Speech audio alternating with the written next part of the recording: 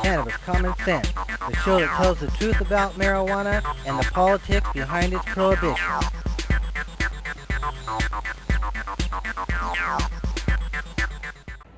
Hello and welcome to another exciting edition of Cannabis Common Sense. We have another great show for you tonight. We have lots of hemp news. We have an interview with an old friend of mine in Montevideo, Uruguay, Juan Vaz, who's a longtime cannabis grower, pretty famous person down in South America. So we'll be interviewing him later on. We have more information, so stay tuned as we bring on our infamous Dancing Cannabis Leaves. I feel the force.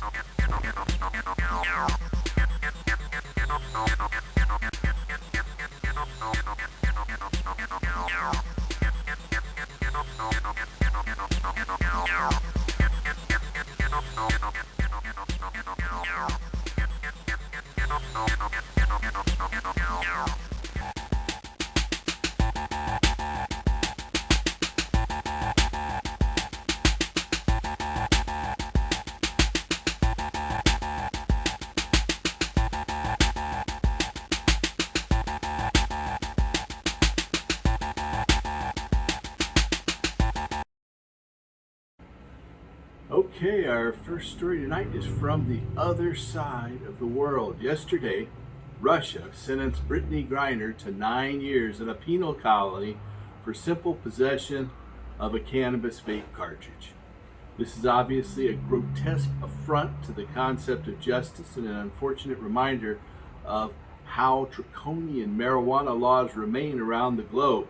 However, it should also cause a serious level of reflection amongst our lawmakers and officials who feign disgust at the draconian punishment of Griner, which she's facing, while turning a blind eye to the hundreds of thousands of otherwise law-abiding American citizens we throw in jail for the same crime. The time for platitudes is over. The United States government needs to realize the current federal policy of marijuana prohibition and anti-marijuana laws in many states aren't notably different than the stance held by Putin's regime in Russia, and take real action to end these failed policies. Officials in the United States should do all they can to free Griner, but just as important, in the hypocrisy of acting repulsed by her sentencing while maintaining marijuana criminalization at home by bringing our domestic marijuana policy in line with our nation's stated principles of liberty and justice. We need to release the marijuana prisoners here in the USA too, now. Advocates behind proposed ballot measures to legalize adult use cannabis sales were dealt a significant setback in Arkansas on Wednesday when Arkansas election officials rejected certifying the measure for the November ballot. In July, the group Responsible Growth Arkansas submitted over 190,000 signatures to Arkansas Secretary of State's office in support of the Arkansas Adult Use Cannabis Amendment. On Friday, state officials verified the proponents had collected sufficient signatures to meet the state's qualification requirements. Advocates needed just over 89,000 valid signatures from registered voters. They turned in more than twice that. Days later, however, Board of Elections commissioners voted to deny the measure's proposed ballot title, opining that it does not accurately reflect the true scope of the initiative and that some elements of the proposal might be confusing to voters. They know better, right? Advocates are now anticipated to take the matter before Arkansas's Supreme Court. The constitutional amendment seeks to establish a state-licensed retail cannabis market for those aged 21 and older.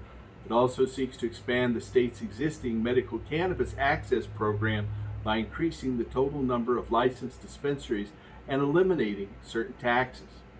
In recent years, courts have struck down marijuana-related ballot measures in a number of states, including Florida, Nebraska, and South Dakota, because of the opinion that their language was either overly broad or potentially misleading.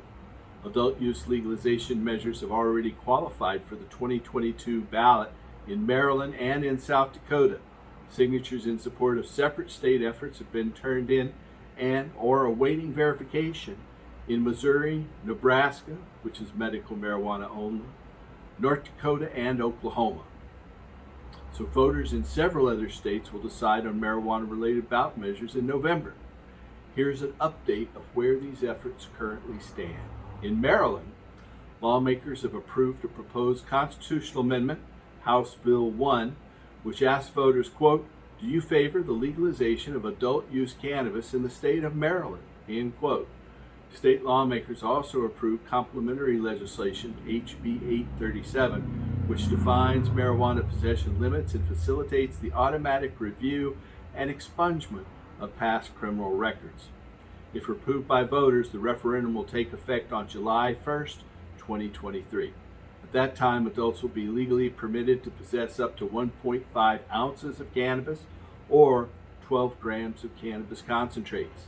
Possessing amounts between 1.5 and 2.5 ounces would be subject to a civil fine, while possession of greater quantities would be subject to existing criminal penalties.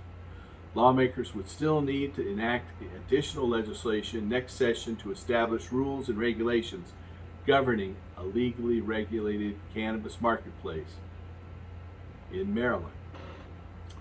Now for Missouri.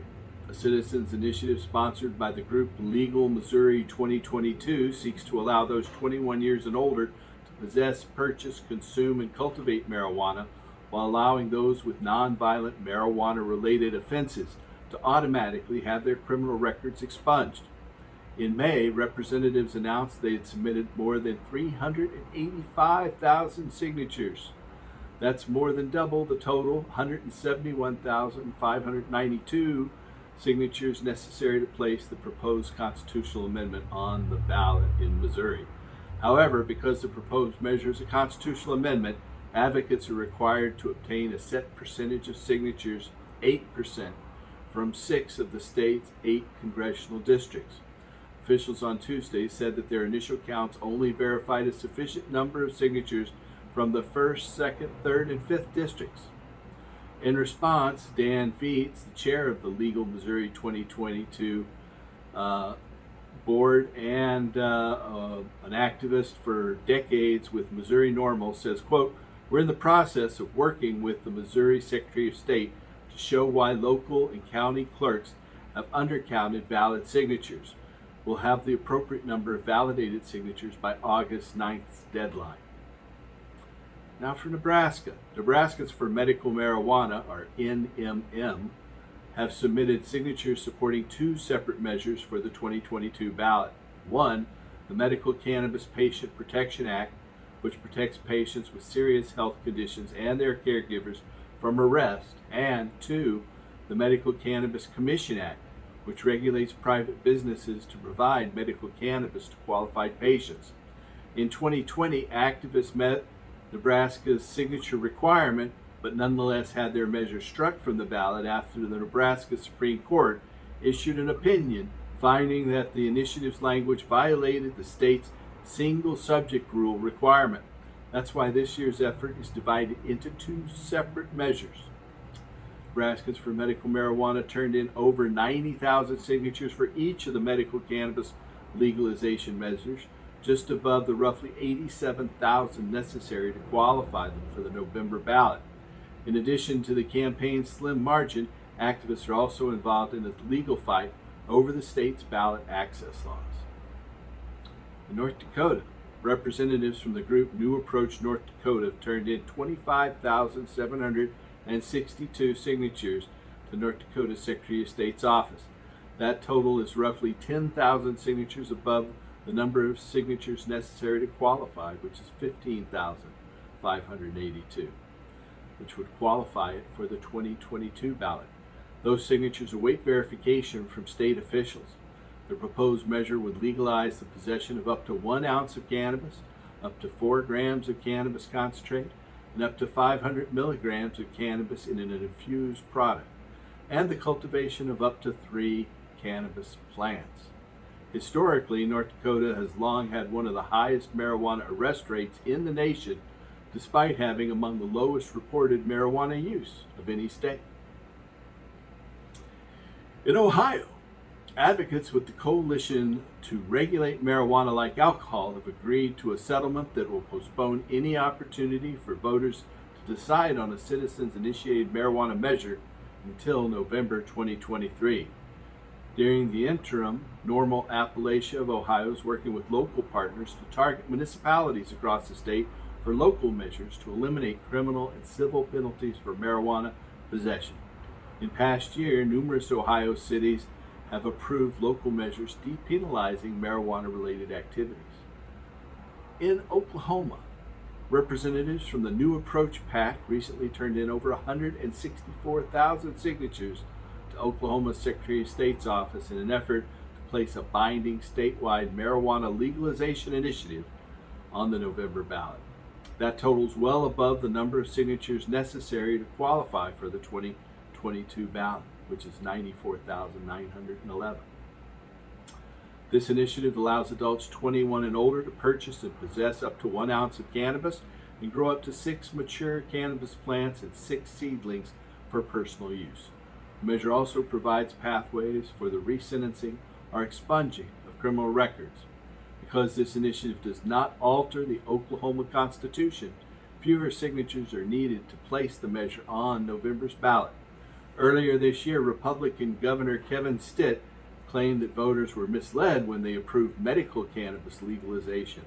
In June, he signed legislation into law imposing a moratorium on cannabis business licenses.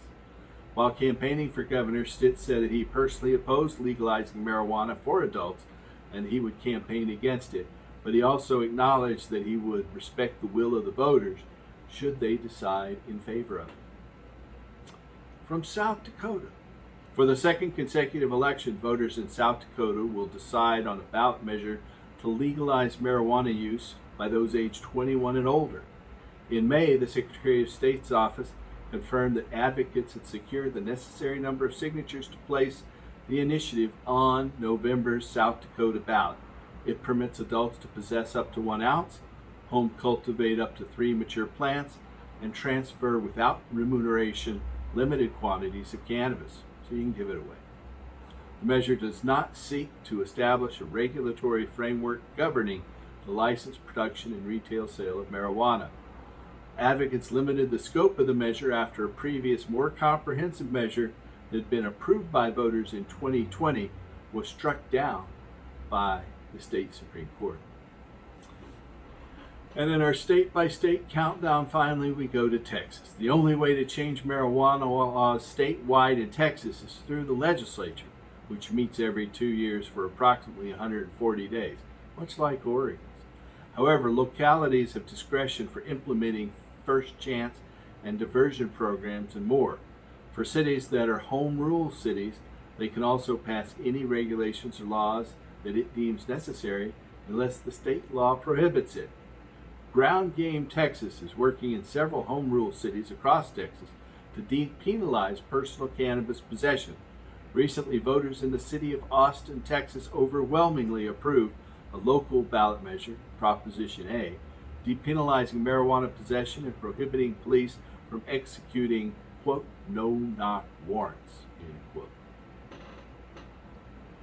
Now we're going to look at Louisiana. Several laws amending marijuana laws in Louisiana took effect yesterday. Among them, Act 47, which bars police from conducting warrantless searches of a person's place of residence based solely on the odor of cannabis. Several other states have either legalized or decriminalized the use of marijuana by adults, have enacted similar prohibitions on police conduct. Another bill signed into law this past spring, Act 651, protects qualified patients from discrimination in the workplace.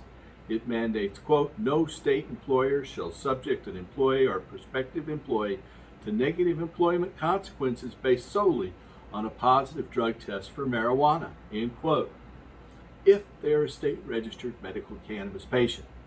21 states and Washington, D.C. have similarly made it illegal for an employer to not hire or to discriminate against either a job applicant or employee who uses medical marijuana under certain conditions, not on the job primarily.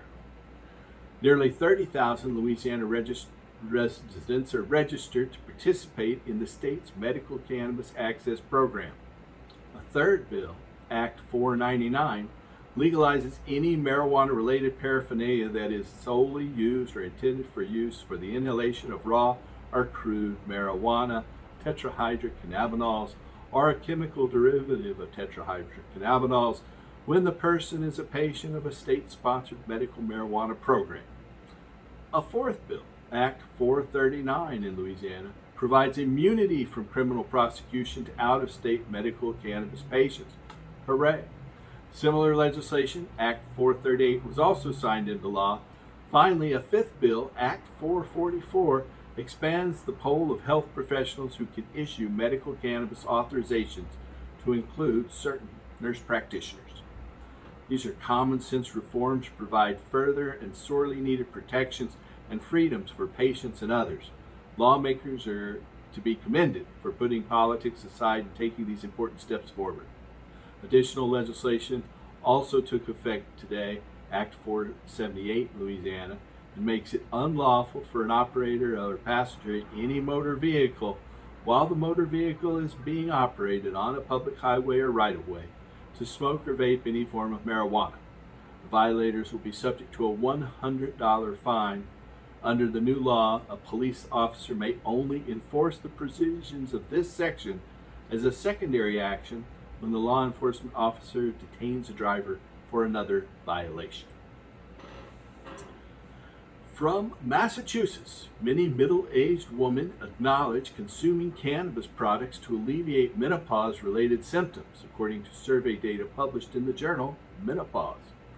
A team of researchers affiliated with McLean Hospital and with Harvard Medical School in Boston surveyed 258 women with a median age of 51 years old regarding their use of cannabis.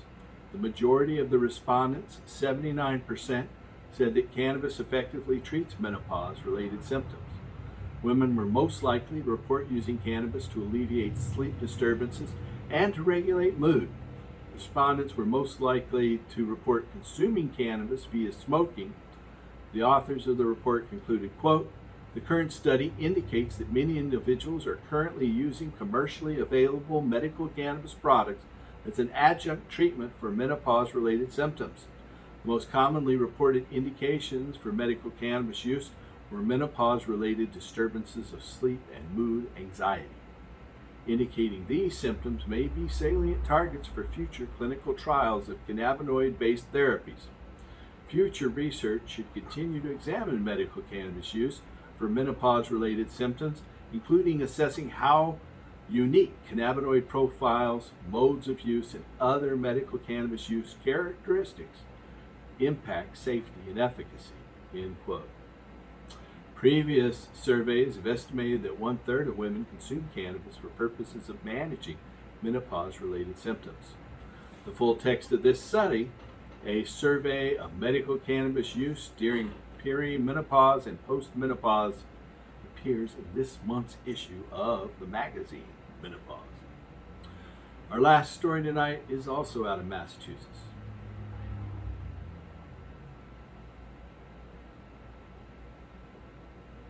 That is the last story tonight. Anyway, that's it for tonight's show. We now go to our interview with Juan Vaz. Juan Vaz is a longtime activist, a friend of mine in Montevideo, Uruguay. Uruguay was the first country to legalize marijuana. I hope you find this interview fascinating. I'm going to be meeting up with Juan Vaz probably about the time this show airs on Friday the 12th. So I'll be in Cali, Colombia for Copa Falarones. Now, I'll be speaking there and giving my talk on the evolution of cannabis, the first 25,000 years. Hope to give that to you someday. But if you are a loved one, need help finding a doctor who can help you get a medical marijuana permit, well, that's what we do. Give us a call at 503-235-4606. That's 503-235-4606. Keep watching and help us restore him. Good night. I'd like to welcome a longtime friend from Montevideo, Uruguay, which I always mispronounce according to them, down in Montevideo. Welcome to the show, Juan. Welcome, everybody. So, Juan, you have been an activist for marijuana legalization in Uruguay for your whole life, pretty much, right? I'm I'm sorry, my dog's here. Go out, please. I'm sorry. That's okay. I've been a marijuana activist for the past 20 years in Uruguay. Um, and now it's legal here. We can homegrown up to 6 plants, and we can be part of a cannabis club or buy weed at the pharmacy. I see. So, when you first started, it was illegal, and I think Yeah. you, like I, had a run-in with the law, but it was a very public run-in. When so you were a very public face for Yes, marijuana prohibition. yes. When I first started smoking and growing, it was very illegal. I was in jail for a year for growing marijuana for my own consumption. Hmm. I know there was a video I saw that interviewed you or had talked about that some. Uh, Yes, yes. I've been interviewed by many um, many media, and yes. yeah. So, um, tell us how marijuana was legalized. Uh, I think most of our viewers probably know because this is a marijuana show, but uh, Uruguay was the very first country to legalize marijuana back in 2014. Uh, Yes, yes. so it's And been 8 years now that marijuana was technically legalized, but it took a long time for that actually to roll out. And they put it in pharmacies. How was marijuana legalized there? well, we started not for the medical way. We started for the recreational consumption. In the Uruguayan law, it was not forbidden to take any drugs. It's forbidden to sell or um, to give a drug, any drug to other person. In the case of cannabis, you were permitted to have um, how is it, a little quantity for your own consumption. The word was not a little, was a reasonable amount for your personal consumption. So Mm-hmm. this the only weed you can buy here comes from traffic, and and then it was only pressed weed. So uh, does this reasonable amount that you can carry with you for your personal consumption should be buy from the narcs, or can you um, produce it by your own? Mm-hmm. In the case you cannot produce it by your own, the law is wrong. And in case you can produce it, one plant is what you need. So we put the law, uh, the snake that is its tail. No, so we demonstrate with that our law was wrong. It has a hole. So then we push the government and the politics to fill that hole. In the meantime, a lot of people home growers and little growers were taken to jail like me.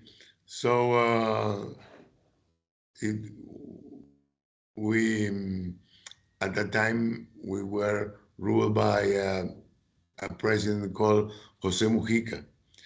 That was very important for the legalization because he takes part in that and says that we should have the right to to grow our own weed or to get our weed from other source that shouldn't be the narco traffic. Yeah, Pepe Mujica was a revolutionary that in the 70s had been imprisoned for Yes, political activism, and yes, so he's recognized as one of the most honest politicians in the history of the Western Hemisphere, I think, in terms because he even when he was president, he drove a 30-year-old Volkswagen Beetle back and forth to his office at the presidential palace and building. So he definitely did not enrich himself and seemed to be no, against it, didn't he? he still drives that Volkswagen, that Beetle. Yeah, All right, running, and he's still running. He yeah. must be in his 80s or approaching 90 by now. But he, how did he help with marijuana legalization? He got behind it, and He was the one who understand that we have the right to do it. He's a freedom fighter, and this was a freedom cause. he And had spent like 8 or 9 years in prison, right? I think he'd spent a long time locked up, 11, 11 years. yeah, And this wasn't for marijuana. This was for revolutionary yeah, activity. yeah. He was part of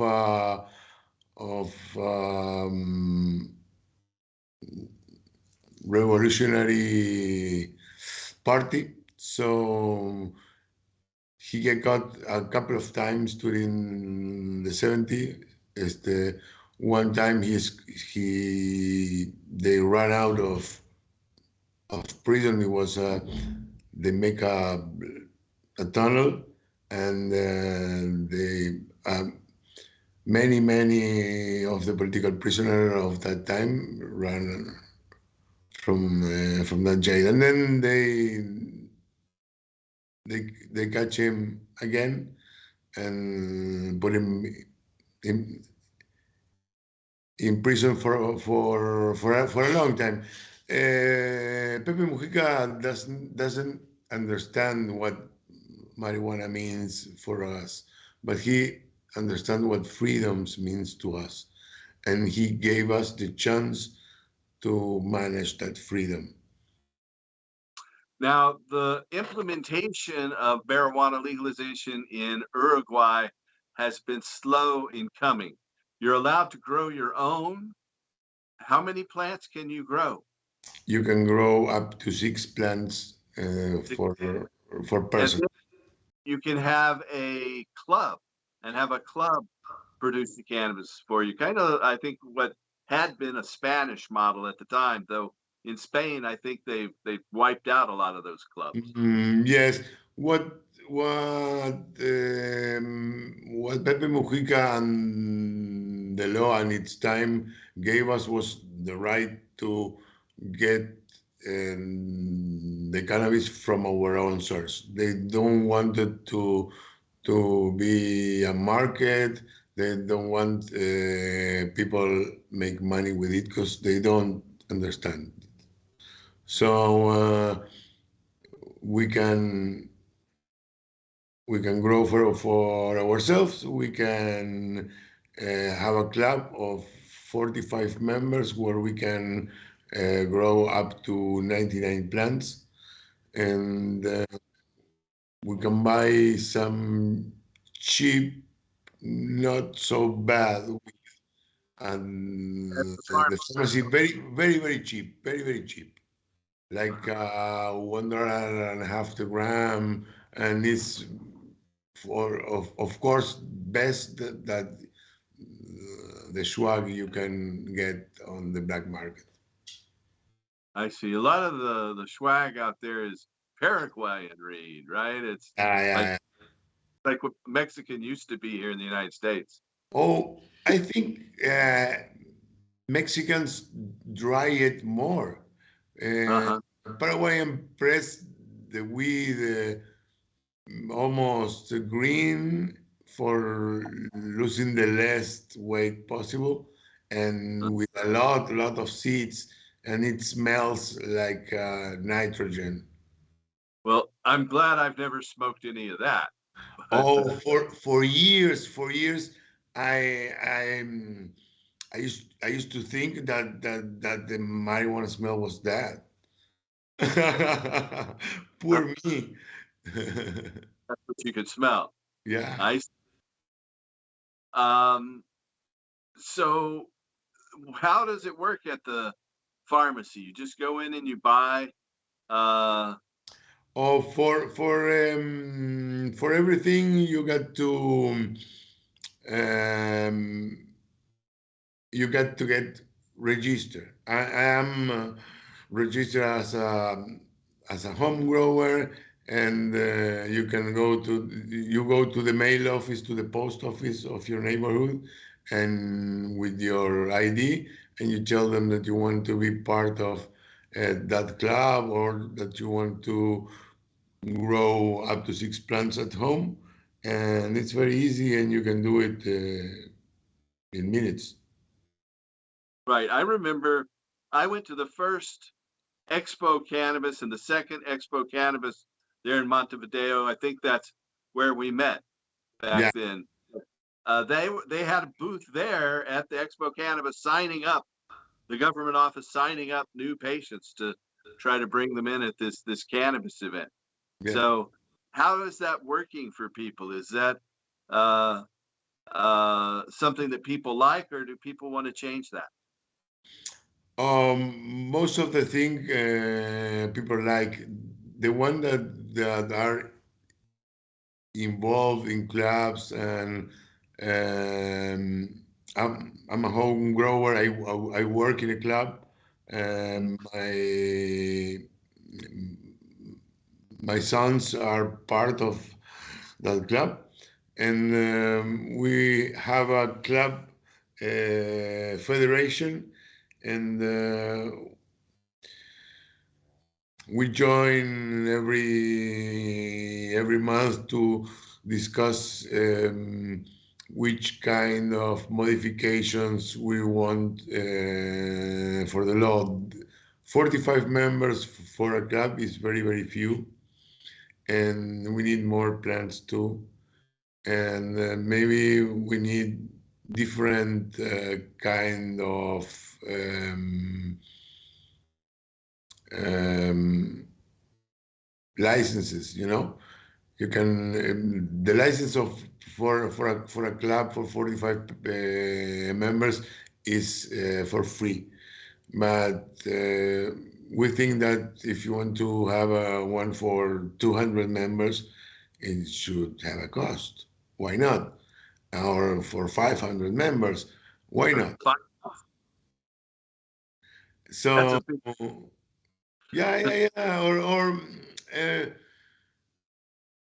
other thing we are working with the government is that the foreigners can buy weed by any of the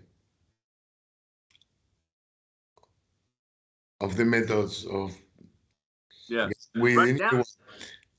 it's all through the pharmacies, though. So you go the No, same. no, we don't want that. We have to move to the dispensary models, the pharmacy, not only the pharmacy, not for being a pharmacy. Um, the government give licenses to producers, and the producers produce for selling at the pharmacy, but they can sell at a dispensary. Why not? But the one that produce should not be the government.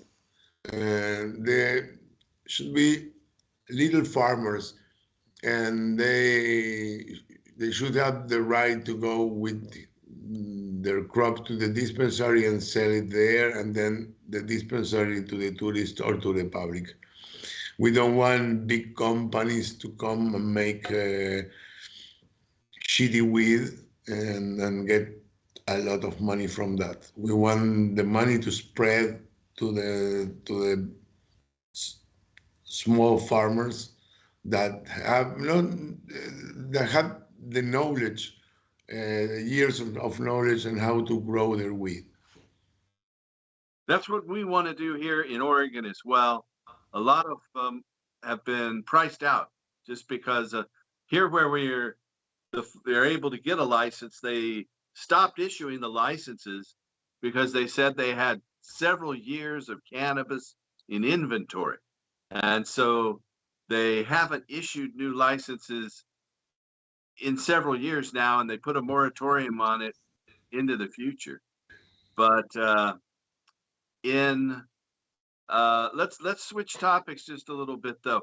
How did you first find out about cannabis? Was it the terrible Paraguayan weed, but didn't smell good, but it still got you high? Is that when you first tried it?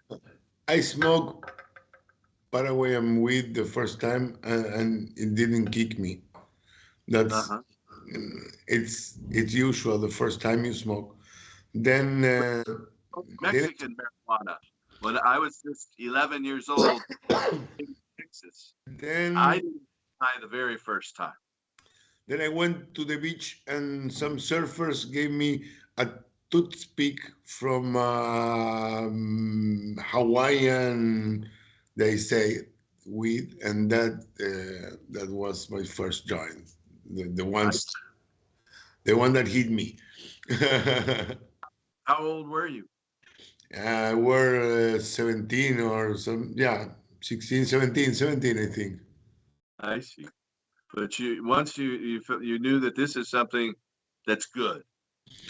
And yeah, one thing, one good thing about the Paraguayan wheat that was very fresh and fresh pressed, so it got a lot of viable seeds, and I start growing as fast as I like the to smoke weed. The first year, I just put some plants in my garden and so on and so on. But at first I don't know how to grow it and when to cut it, but you learn. Yeah, exactly. I think I did pretty much the same thing. So it's winter time there in Yeah, Montevideo, right? it's bone chilling cold here in Uruguay. Uh, it's Uh, very, very hot where we're at. It's about 39 Celsius, I think. I will join you next week in Cali. Not next week, 10 years 2 weeks. from now. Yeah, 2 weeks from now. Yeah, I just got back from seeing our friend Polita Pepper Yeah. in Guayaquil, Ecuador. We had a great time out there. We got to go out and on a boat and see dozens of whales that were breaching out and jumping out of the water. Wow, nice, nice. I was in Puerto Escondido, and I do the same with dolphins. Ah, okay. All right. That's pretty neat. I didn't swim with these guys. So did you swim with the dolphins? And not this time. I went another time a couple of years ago and swim with a whale shark, and that was amazing.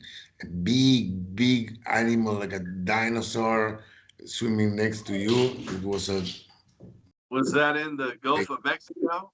Or yeah, I know. Was yeah, um, yes, near in a California?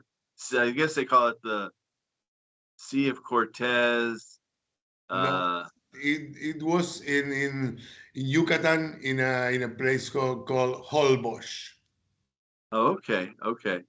I haven't been there, but but we're gonna see each other at the Copa Farallones Yeah. in Cali. I went last year with LV Masica, who's a very famous activist here in America, who's actually from Cali, which is kind of nice to take her back there. But have you been to Cali before? No, no, this will be my first time in Colombia. I've never been to Colombia. Something.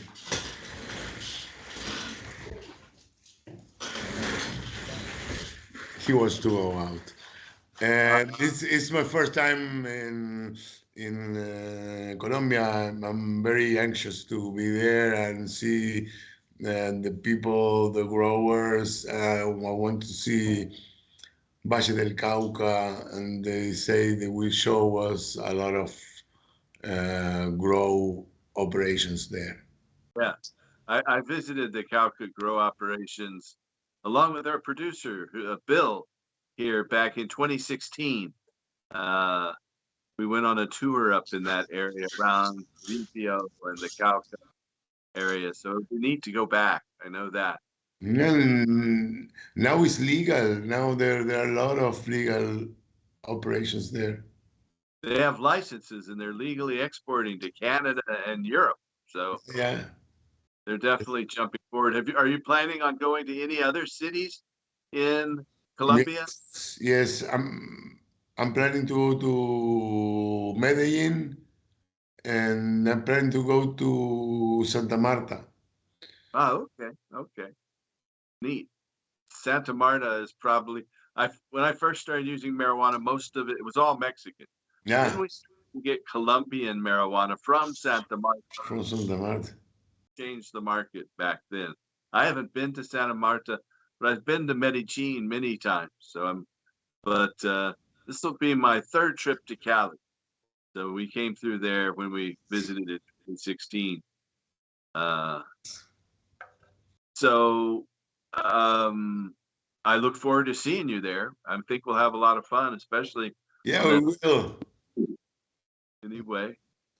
There will be many of our friends there, so we will have a great time, sure. True. I noticed that the lady who organizes the Expo Cannabis, Mechi, is what I go. Meche, Meche, I hope so. That is A picture, of her saying that she was going to be involved in it this year. nice. Yeah, and some other like Sebastian from Expo Weed in Yeah, Santiago yes, yes. there. I haven't seen him since back in 2015. About the same time I saw you probably is when I saw him the last time when I was in the south part of South America. What a lot of Americans, I just came from Ecuador and we're going to be meeting in Colombia. That's at the northern part of South America. And it is always kind of summer and spring there.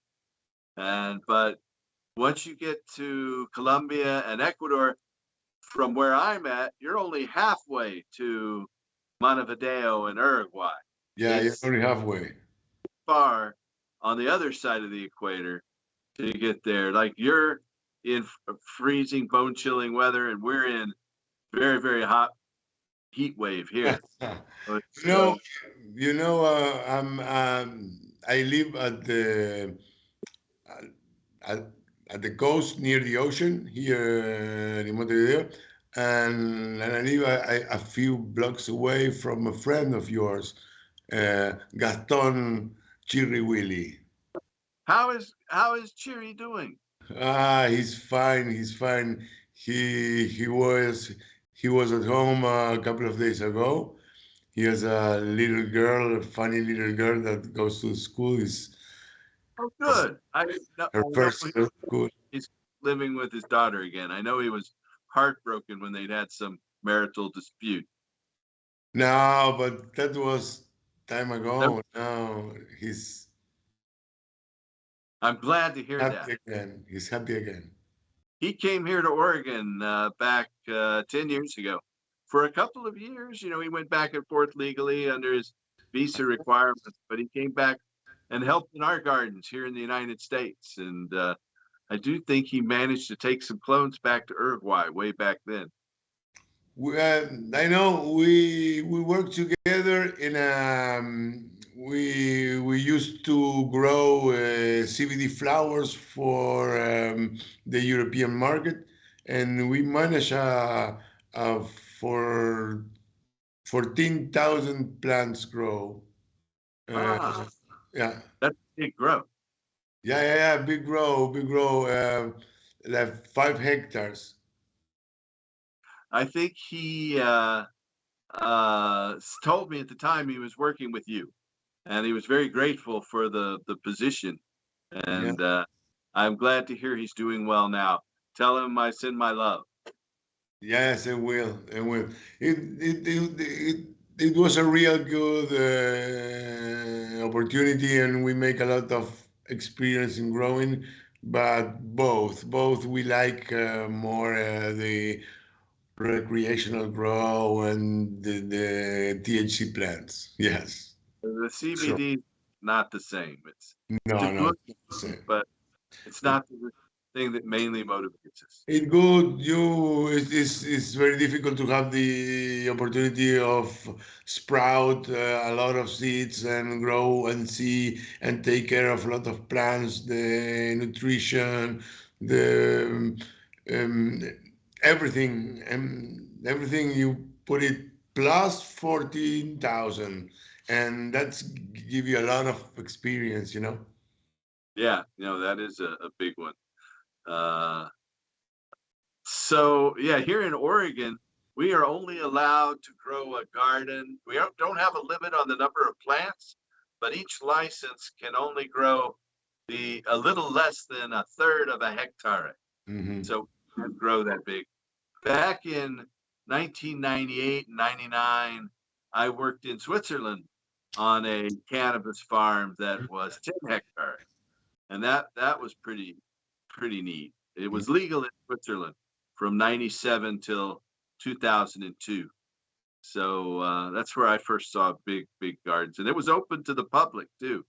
That people would come and pick their own plant, or they'd get it dried, or they'd get one that's harvested, or they cut down a fresh plant.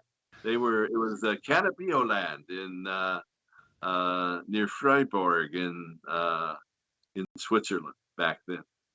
But anyway, what's your plan for the near future outside of Copa Falarones? Do you have anything else on the burner? Well, So I'm working for a long time. I have like a toy seed bank that is called limited edition seeds, where I make some limited editions of some crosses that I want.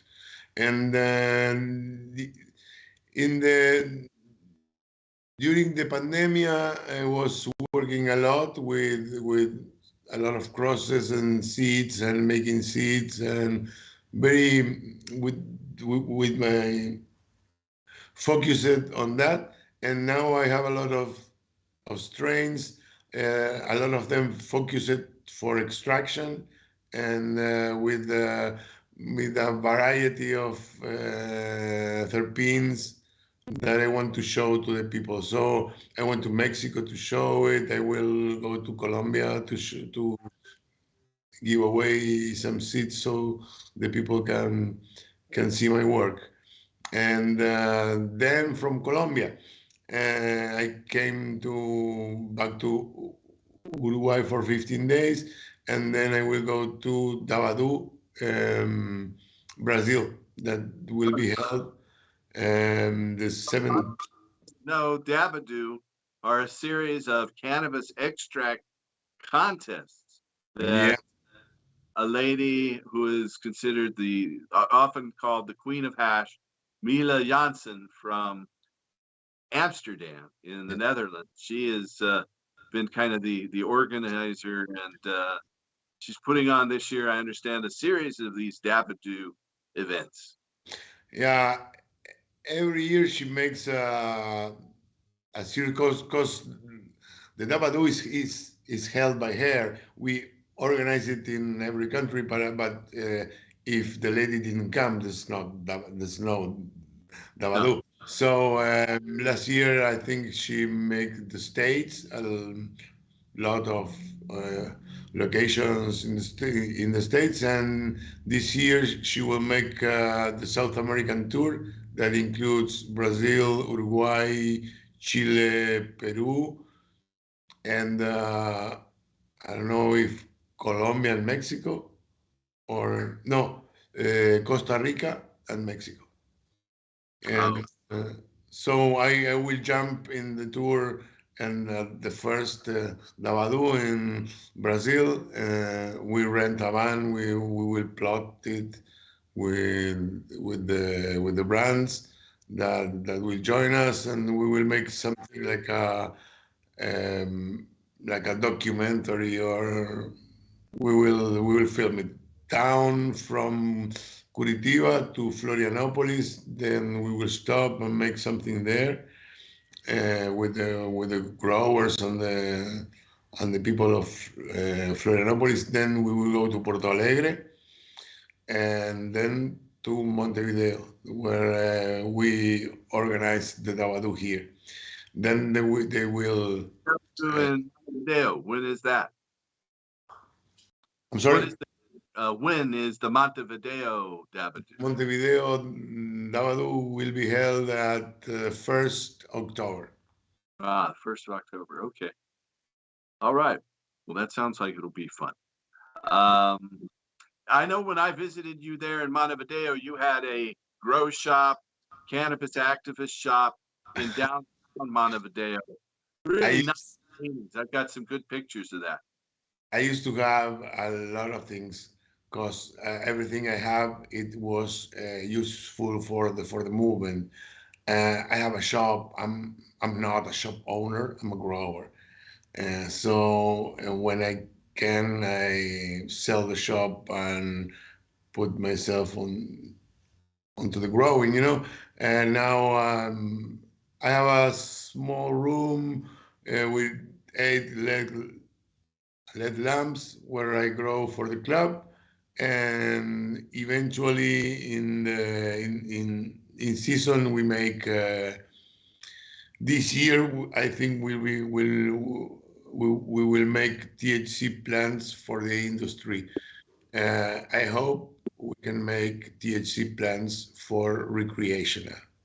Soon, when they open the sale to everybody that comes to Uruguay, to when they do, we call it here turismo canábico. We have in season from November to March, we have a very good climate and sun, a lot of sun. The temperatures go up to 25 or 30 Celsius, so you can go to the beach.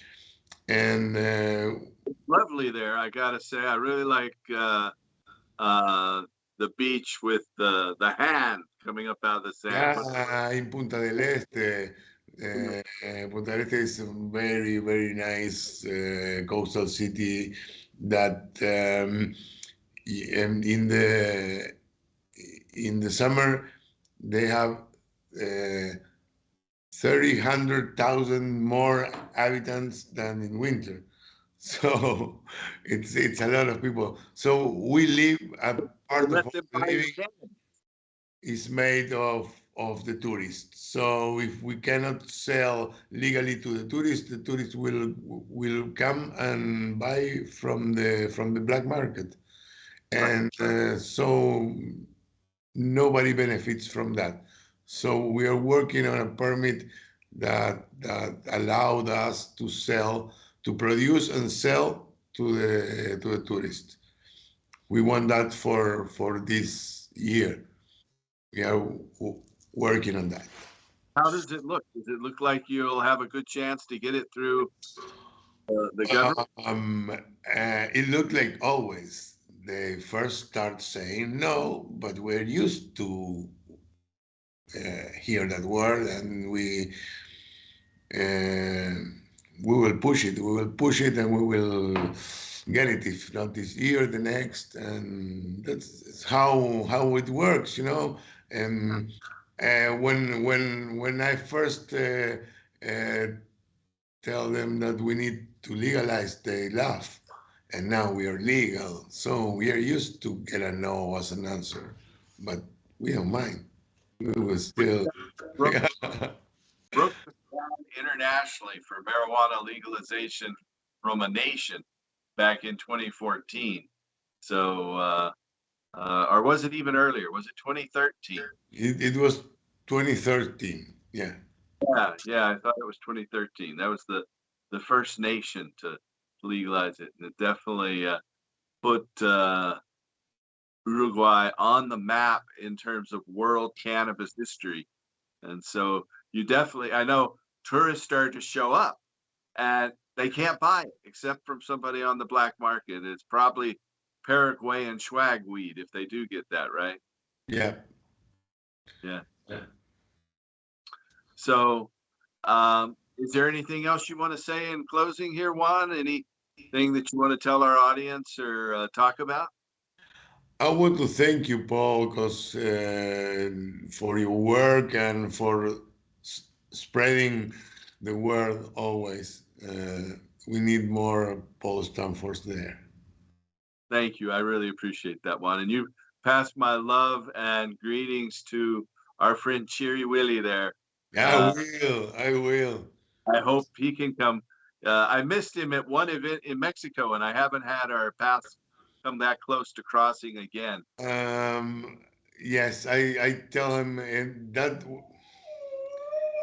he he has to be there, but he can't at that time. So I miss him a lot there in Mexico. The last time we went together, and you were to the to the COP there a Yeah, couple of years ago, North Mexico. yeah. They he told me that was awesome. That was a very good time that you had there. Meet him at there. If not down in Uruguay, then on one of these national cannabis events. I look forward to it. Well, thanks for coming on, and thank you for doing what you're doing. And I look Welcome. forward to you in 2 weeks in Cali, Colombia. I have spent a little time there, so maybe I can show you a thing or two. But I know our host there, Fernando at the UFO Grow Shop, will be taking care of things for us. Of course you will. Yeah. All right, thank you, Juan Vaz in Montevideo, Uruguay, and we'll see you in 2 weeks. Thanks, Juan, and keep working to restore him. Thank you, Paul. See you in 2 weeks.